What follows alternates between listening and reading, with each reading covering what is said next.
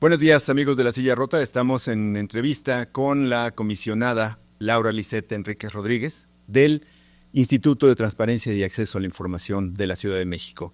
Gracias porque nos acompañan en estas conversaciones con La Silla Rota. Y pues hoy hablaremos de transparencia, de acceso a la información con una de las personas que se encargan de garantizar que los derechos de los ciudadanos sean cumplidos, que sean respetados por la autoridad, digamos. Muchas gracias, tenemos muchas cosas que hablar con la comisionada, tanto asuntos de coyuntura como es las legislaciones que se acaban de aprobar, relacionadas unas de ellas con la transparencia, pero también hablar sobre la situación, la garantía de los derechos, cómo estos se harán valer en lo futuro y cómo se ha desempeñado este instituto de transparencia que fue uno de los primeros a nivel nacional. Se creó primero el federal, pero de los primeros en dar sus pataditas, digamos, fue el instituto local. Entonces, pues, muchas gracias. Al contrario. Por estar con nosotros.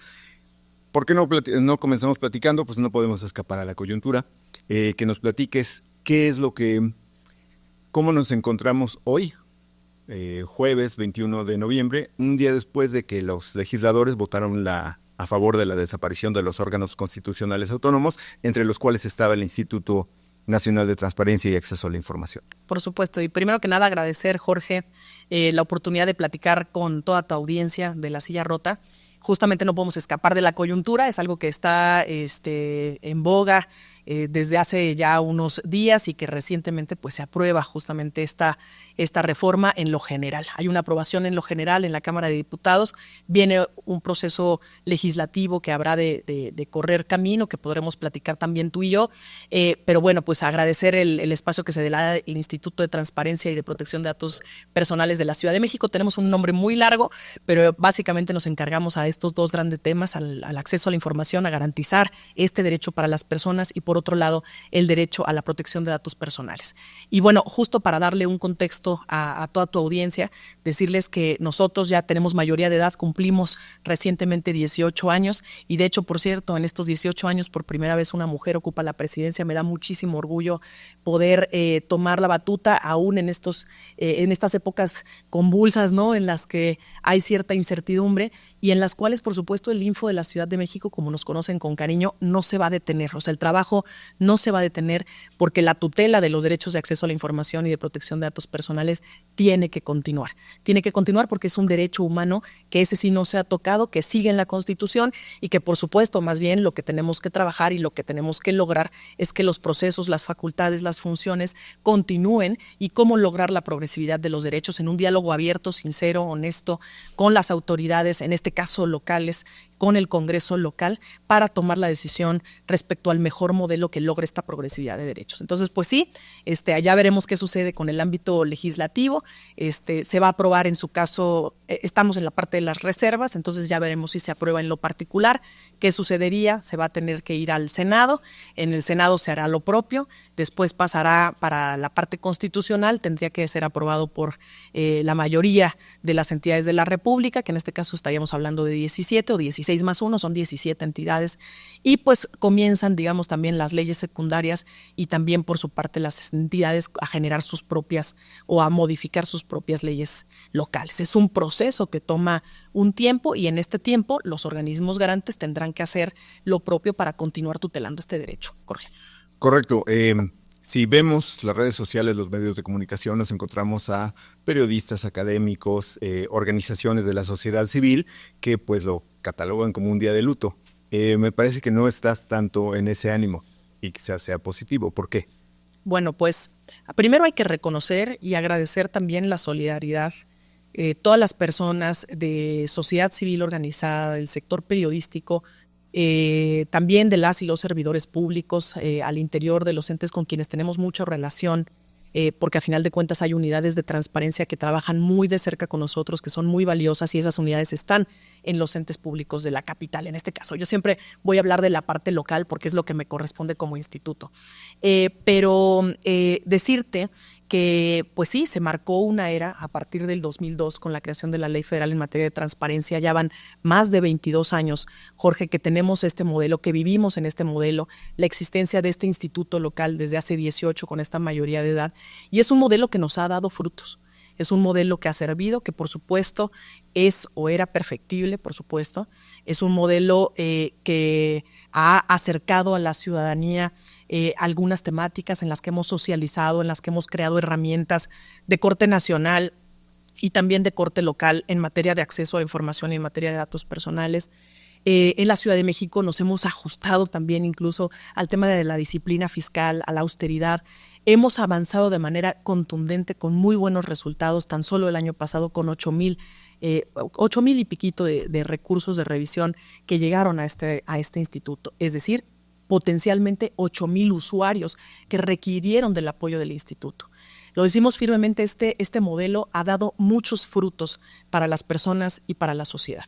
Pero entendemos también que estamos en un nuevo contexto, entendemos que son tiempos de esa transformación, de esa evolución del modelo, y estamos en el ánimo de construir, en el ánimo de dialogar, como lo hemos hecho desde hace ya mucho tiempo con las autoridades de la Ciudad de México, cuando lo encabezaba la doctora Sheinbaum, y ahora en su momento con la jefa de gobierno Clara Brugada, porque en su momento fueron también estos entes con los cuales llevábamos acuerdos, alcanzaron muy buenas calificaciones. Entonces estamos ciertos de que en la Ciudad de México y con esta libertad de configuración legislativa tendremos una ciudad como siempre progresista que buscará garantizar los derechos de las y los capitalinos, de todas las personas.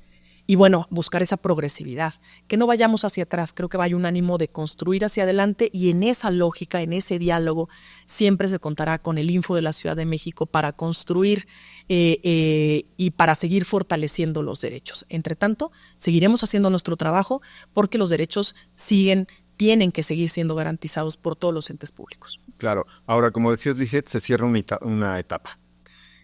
¿Cuáles serían los grandes hitos de estos 22 años de el Info Ciudad de México? Pues son 22 años de esa ley que dio pie a la existencia del entonces IFAI, del órgano garante nacional, cuando se convirtió en nacional con la reforma de 2014, pero ha habido en estos 18 años importantes hitos para el Info de la Ciudad de México en particular. Por supuesto, todo arranca con el conocido, el CONCI también en nuestra Ciudad de México, pero el más conocido era el InfoDF. Es más, todavía algunos de ustedes nos refieren como InfoDF, ¿no, Jorge? Algunos tenemos cuentas del InfoDF, ¿no? Que no hemos podido vincular al otro, pero bueno. Pero bueno, esa es otra historia. Y lo que sí es que pues vino una reforma constitucional, una reforma que que da nacer o que ven nacer la Constitución de la Ciudad de México, un hito muy importante, con el cual también transitamos a Info de la Ciudad de México. Y a lo largo de estos años hemos visto cómo progresivamente las personas están más enteradas de que tienen un derecho, que esto es fundamental para el ejercicio de los derechos y la garantía de los derechos, ¿no? Un derecho que no se conoce, no se ejerce, y un derecho que no se ejerce de facto es como si no existiera, aunque esté en la letra, ¿sí? Aunque esté en la norma. Entonces, hemos visto cómo desde aquella época, en su creación de estos 18 años a la fecha, tan solo en el año pasado, han ido incrementando, la tendencia ha sido creciente en el tema de los recursos que son estas personas que presentan algo así como una queja, lo voy a poner en términos llanos, cuando alguien de algún ente público por ejemplo, no les da completamente la información o no les da la respuesta, o bien sienten que están vulnerando sus derechos de datos personales, ¿no? Su derecho de datos personales, entonces se acercan con nosotros, y esto ha ido incrementando gradualmente. Las cifras no mienten. Hay, por supuesto, un énfasis mayor, más del 90% enfocado al tema de transparencia, y un 10% que también ha ido creciendo y ganando terreno dirigido al tema de datos personales en posesión de los entes públicos de la capital. Y además hemos hecho, de verdad que ha sido un trabajo maravilloso, porque hemos hecho una gran alianza con la sociedad. Han sido 6 años de la última gestión, yo llevo 4 años en el cargo, pero digamos que hubo una nueva generación que se incorporó al instituto, que nos volvió a colocar en el centro de la discusión, que nos puso como punta de lanza a nivel nacional e internacional con muy buenas prácticas desde herramientas digitales, como por ejemplo el Ciber, una herramienta para hacer verificaciones en materia de datos personales que no lo tiene ni Obama, porque sí, justamente en este Ciber se hacen verificación completamente en línea, es algo así como auditorías de los sistemas de datos que están en posesión de los entes públicos, Y no te imaginarías cuántos sistemas de datos personales hay en la capital, más de 2.500, Jorge, en la capital. Es decir, personas que con confianza ponen su información en posesión de los entes públicos para su tratamiento. Y nosotros verificamos aproximadamente con este ciber 400 sistemas de datos personales al año para asegurarnos que cumplan con las medidas de seguridad. Ese ciber, el registro electrónico de sistemas de datos personales con vista pública para que la gente conozca qué sistemas de datos personales existen en la capital, el chatbot ATIC para preguntar y que te respondan ya no en esos 9 días más 7 de ampliación, sino hasta en 9 segundos que te responda este chat de WhatsApp, y que les pido que lo descarguen, que lo busquen, chatbot ATIC del Info de la Ciudad de México. También, por supuesto, el Infoverso de la Ciudad de México, que es para lograr conciliaciones en el ámbito digital y lograr la anonimidad. Y claro, esta cercanía, este arrojo que hemos tenido como instituto, un instituto de territorio. Las y los servidores públicos, las y los comisionados hemos salido a las calles a estar en las plazas públicas de las alcaldías y sesionar en público, a llevar las jornadas de transparencia y privacidad, a irnos al transporte colectivo, al metro, a irnos a buscar espacios como puede ser el Metrobús, y ahora ya hasta en los aires vamos a estar también, porque también estamos en el cablebús, acercándonos con todas las personas y llevándoles literal el volanteo, acercándonos, haciendo nuestras sesiones de pleno en lo público, porque esto es lo público. Entonces han sido proyectos que han marcado definitivamente una gestión que se arroja a las personas, en las que buscamos apertura institucional, Estado abierto, enfocándonos a grupos vulnerables, incluso como mujeres en situación de reclusión, transgénero, adultos mayores, niñez, etcétera. Muy bien, acabas de mencionar un asunto muy importante, que es el hecho de que exista un servicio, una herramienta que le puede servir a una parte de la sociedad, que es una de las quejas más comunes que nos encontramos, es precisamente la vulneración de datos personales. Totalmente. Que estamos, pues, como usuarios de N cantidad de servicios, desde los de casa como el gas, el teléfono y demás. Muchas veces nuestros datos, como usuarios de servicios bancarios, muchas veces nuestros datos están circulando por allí de manera indebida, ¿no? Entonces, pues esta herramienta del cyber sería indispensable, digamos, que se aproveche, que está abierta y que la gente descargara. ¿Qué pueden encontrar en el cyber? Por ejemplo? Miren, el cyber es una herramienta de verdad que ha sido meritoria del Premio a la Innovación en nuestro país, que fue finalista en la Asamblea Global de Privacidad como mejor práctica a nivel internacional. Entonces, este ciber en realidad es una herramienta que bien valdría la pena recuperarla. Es para el sector público. Recordemos que el Info de la Ciudad de México tiene como sujetos obligados a los entes públicos, a los actores públicos de la Ciudad de México. En tanto, el órgano garante nacional se encarga, por ejemplo, de las empresas y se encarga del ámbito federal, que ahí también hay muchísima información en las empresas cuando descargamos una aplicación, en un dispositivo, en nuestra computadora, una plataforma, etcétera. Pero bueno, este ciber es sumamente útil porque bien podría permitir que los propios entes se autoevaluaran, y en el modelo que venga es muy importante continuar con la verificación de los sistemas de datos para asegurarnos que esos sistemas están bien protegidos, que cumplen con las medidas de seguridad, que hay responsables, quiénes son esos responsables de esos sistemas de datos, cuál es la naturaleza de ese sistema, cuál es el ciclo de vida, así le llaman, ¿no? Cuánto tiempo dura o no ese dato almacenado en ese sistema que tiene el ente público. Entonces es información fundamental que se puede revisar por parte de todas y todos en la vista pública del Registro Electrónico de Sistemas de Datos Personales de la Ciudad de México. Lo vamos a poner, si me lo permites, en sus redes sociales de La Silla Rota. También estoy yo en @LauraEnriquezR,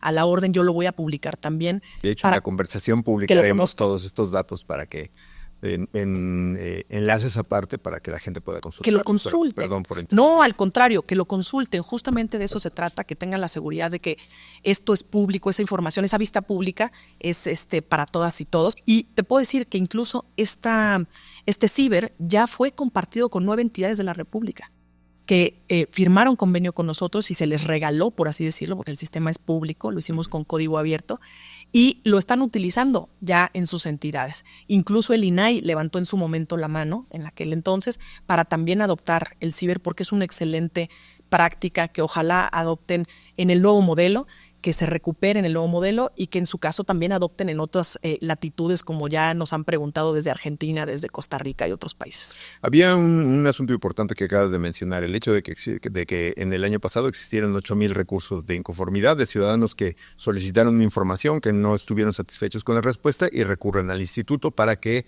ejerza sus facultades y les ayude a obtener esos datos, esa Correcto. información que tienen. Estamos muy acostumbrados a que los periodistas, los investigadores, los académicos somos quienes recurrimos a la ayuda del instituto, pero algo me dice que no somos solo ese sector. ¿Quiénes más son los que requieren la ayuda de ustedes? ¿O quiénes se han acercado a ustedes para pedir que los asistan en esta tarea a veces ardua de conseguir información de las autoridades? Por supuesto. Hay que reconocer que sí es un grupo fundamental el del sector del periodismo, el periodismo de investigación, el sector académico para investigaciones académicas, los propios servidores públicos también son un usuario importante, pero hay que reconocer que afortunadamente con la labor que se ha hecho también en la Ciudad de México de socialización de estos derechos, cada vez llegamos a más personas de a pie, que lo que buscan es obtener información, por ejemplo, sobre los servicios básicos que se ofrecen en su alcaldía, o que requieren conocer cómo poder acceder a un expediente médico en uno de los hospitales de la Ciudad de México. Entonces, cada vez son más personas, jóvenes, mujeres, puede ser amas de casa, profesionistas, adultos mayores que requieren. Hay un nicho particularmente de adultos mayores que le dan mucho seguimiento, además un seguimiento muy puntual a las solicitudes de información que hacen y que a lo mejor tienen que ver, por ejemplo, con la parte de construcción en su colonia, ¿no? La política de vivienda, que tienen que ver con la política de movilidad en la Ciudad de México, personas con discapacidad que preguntan específicamente temas que tienen que ver con ellos, obviamente temas álgidos también en el ambiente de la coyuntura local, ¿no? En el que las personas quieren saber qué sucedió en determinada situación, con el tema del agua en su momento, con el tema de Ingrid Escamilla, por ejemplo, muy lamentable esta situación que ocurrió con la difusión indebida de sus imágenes por parte de dos elementos de la policía. Entonces, todo esto llega a nuestra vista y pues sí, digamos en el proceso, en el desahogo de estos recursos, cuando nos ponemos a investigar en el instituto, muchas veces los entes públicos ya dan ahí en este momento la información, o bien esperando, digamos, hasta que lo resolvamos en el pleno y que lo votemos, ya se le da la instrucción a estos entes públicos de dar la información o de atender la petición relacionada con datos personales de la gente, ¿no? Entonces, creo que cada vez llegamos a más sectores de la población. Uno muy importante tendría que ser en materia de datos personales, estos grupos en situación de vulnerabilidad, grupos como la niñez, la juventud, los adultos mayores, que son los más vulnerables a este tipo de ataques que bien mencionabas en tu otra pregunta, ¿no? Y que tienen que ver con la difusión indebida o el maltratamiento de nuestros datos personales. Decías que hay estos ejemplos que nos has presentado son una muestra de cómo estos derechos, podríamos llamarlos nuevos derechos de segunda generación, poco a poco la ciudadanía se los va apropiando. Correcto. Quizá no veamos un incremento espectacular, pero lo que sí vemos es que ya es un derecho que la ciudadanía, y como puntualizabas, no son solo ciertos sectores, sino que cada vez se socializa más. ¿Cómo podremos hacer para que estos derechos se mantengan, que el ejercicio de estos derechos se mantenga como ha sido hasta ahora o, como ha mostrado la tendencia, que siga aumentando? Mira, hay una parte que es fundamental y que deberá seguir ese trabajo. Nosotros seguimos haciendo este trabajo de manera muy puntual, que es la difusión, la socialización y la difusión de la cultura, digamos, de los derechos de acceso a la información y protección de datos personales.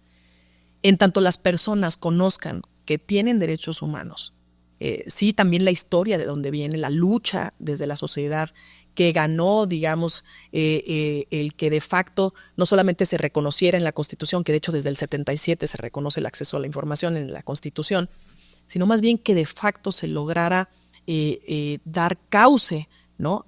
A esto que ya está establecido en la Constitución, ha sido gracias también al impulso de esta socialización. Las personas tienen que conocer que tienen estos derechos, tienen que saber cuál es el alcance, tienen que saber cómo defenderse ante una vulneración de estos derechos y ejercerlos libremente, entender cuáles son los aspectos positivos de ejercer su derecho, cómo pueden allegarse de información, cómo pueden modificar un acta de nacimiento a través del ejercicio de sus derechos ARCO, ¿no? Una persona transgénero que decide cambiar, por ejemplo, su género, a través de esos criterios que ya se han establecido por los órganos garantes. Es decir, tomamos decisiones en beneficio de las personas y existe un antecedente, existe una historia. ¿Qué queremos? Que a partir de aquí, ¿no? Y hacia adelante vengan todavía cosas mejores para las personas. Y no habrá mejor, digamos, antídoto que el ejercicio pleno de estos derechos, que sigan las personas consultando, porque no se ha cancelado el derecho, ni se ha hablado de la desaparición de estos derechos que están reconocidos constitucionalmente, incluso a nivel internacional. Lo que queremos es que las personas lo sigan ejerciendo, que sigan preguntando, que las unidades de transparencia y de protección de datos sigan operando al interior de los institutos y que sigan dando información, porque para darte tan solo un dato, el año pasado, 2023, hubo la presentación de cerca de 150,000 solicitudes en la Ciudad de México. Es decir, hay potencialmente 150,000 usuarios. Seguramente se repiten muchos de ellos, pero a lo que voy es, potencialmente son 150,000 usuarios los que están preguntando a los entes públicos de la capital. ¿Interés en saber? Claro que hay.